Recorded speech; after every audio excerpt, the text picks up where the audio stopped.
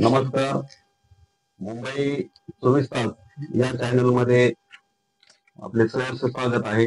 आज आपल्याकडे प्रमुख पाहुणे म्हणून ऍडव्होकेट सतीश शिंदे साहेब आलेले आहेत. नमस्कार.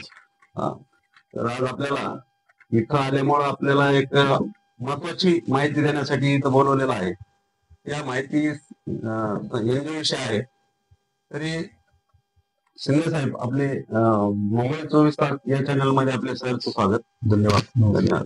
तर आज आपण एनजीओ वर बोलणार आहोत.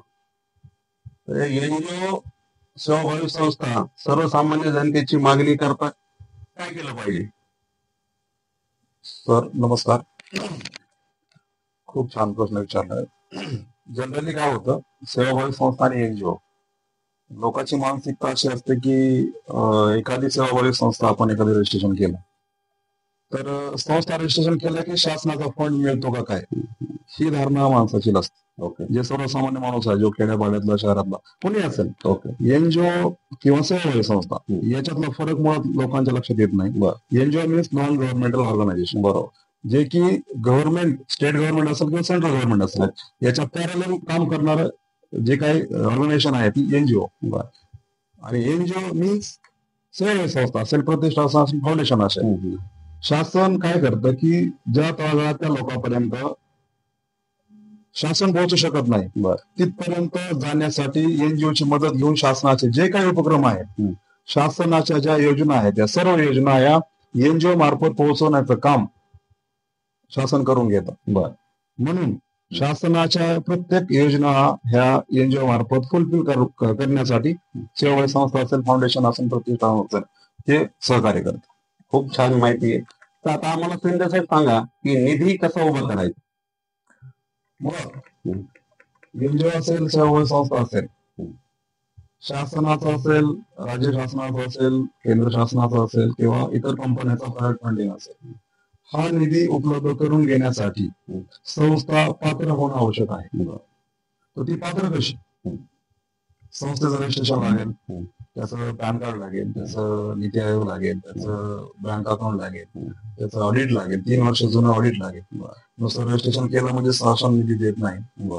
आणि स्पेसिफिक ज्या प्रस्तावासाठी, ज्या कामासाठी आपण शासनाकडे निधी मागत आहोत, त्या शासनासाठी आपल्याला संस्थेच्या ऑडिटमध्ये तो उपक्रम, ती योजना, ती स्कीम असणं गरजेचे आहे. ही इव्हन सीए लोकांना सुद्धा ह्या गोष्टी माहिती. बरोबर. तर आता आम्हाला एक सांगा, शासनाचे आपले सेवाभावी संस्थेमार्फत काय उपक्रम घेतले पाहिजेत? शासन हे तळागाळातल्या ज्या आपल्या संस्थेची घटना आहे, जे काही उद्दिष्ट असतात आपल्या घटनेमध्ये, या घटनेमधले जे काही उद्दिष्ट असतात त्या प्रत्येक उद्दिष्टावर शासन अनुदान देतं. मग ते घ्यायचं कसं? तर मी तुम्हाला आता सांगितलं की ज्या डॉक्युमेंटेशन लागतात, बरोबर, ते डॉक्युमेंटेशन, ते कागदपत्र आपल्या संस्थेकडे असतील आणि स्पेसिफिक जाहिरातीच्या विदिन पिरियड मध्ये आपण तो प्रस्ताव शासनाकडे दाखल केला तर शासन तुम्हाला 100% अनुदान द्यायला तयार असते. योजनेचा लाभ घेण्यासाठी सेवाभावी संस्थेकडे कुठले कागदपत्र असायला पाहिजे? हे बघा, मुळात नोंदणी प्रमाणपत्र आवश्यक आहे, संस्थेचं पॅन कार्ड आवश्यक आहे, संस्थेची घटना आवश्यक आहे, संस्थेचं 3 वर्षाचं ऑडिट आवश्यक आहे, संस्थेचं बँक अकाउंट, हे जे डॉक्युमेंटेशन आहेत विथ अॅन्युअल रिपोर्ट, वार्षिक अहवाल रिपोर्ट. आपण उदाहरणार्थ समजा वृद्धाश्रम आहे, हे अनुदान घेण्यासाठी आपल्याला अर्ज करायचा. तर वृद्धाश्रमाचं इन्व्हेस्टमेंट किंवा इम्प्लिमेंटेशन तुमचं ऑलरेडी ऑडिट मध्ये झालंय मागच्या 2-3 वर्षात, पास्ट एक्सपिरियन्स, हे तुमच्या ऑडिट मध्ये असणं आवश्यक आहे. तर शासन तुम्हाला वृद्धाश्रमासाठी पात्र ठरलं. शासनाच्या अशा काही ऍड वगैरे निघतात या वृद्धाश्रम किंवा समाज कार्य करण्यासाठी? राईट. शासन आता जस्ट मागच्या 2 महिन्यापूर्वी ओल्ड एज होम, केंद्र शासनाचं जवळपास 51-52 लाखाचं बजेट होतं केंद्र शासनाचं वृद्धाश्रमासाठी. ज्यांच्याकडं 25 ते 50 वृद्ध आहेत कॅपॅसिटी, त्यांना शासनाचं 52 लाखाचं बजेट होतं केंद्राचं. आणि जस्ट आता एक जाहिरात चालू आहे सध्या, 15 फेब्रुवारी त्याची लास्ट डेट आहे. 42 लाखाचं अनुदान आहे ज्यांच्याकडे 25 ते 50 पर्यंत वृद्ध सांभाळण्याची कॅपॅसिटी आहे. अशांना शासन 100% अनुदान 42 लाखापर्यंत देतं.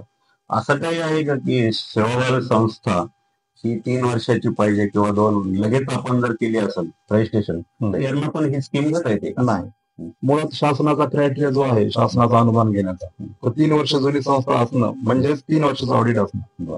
ज्यांच्याकडे 3 वर्षाचं ऑडिट आहे, ज्यांच्याकडे हे डॉक्युमेंटेशन आहेत मी जे सांगितले तेच संस्था हे प्रस्ताव करण्यासाठी पात्र असतात.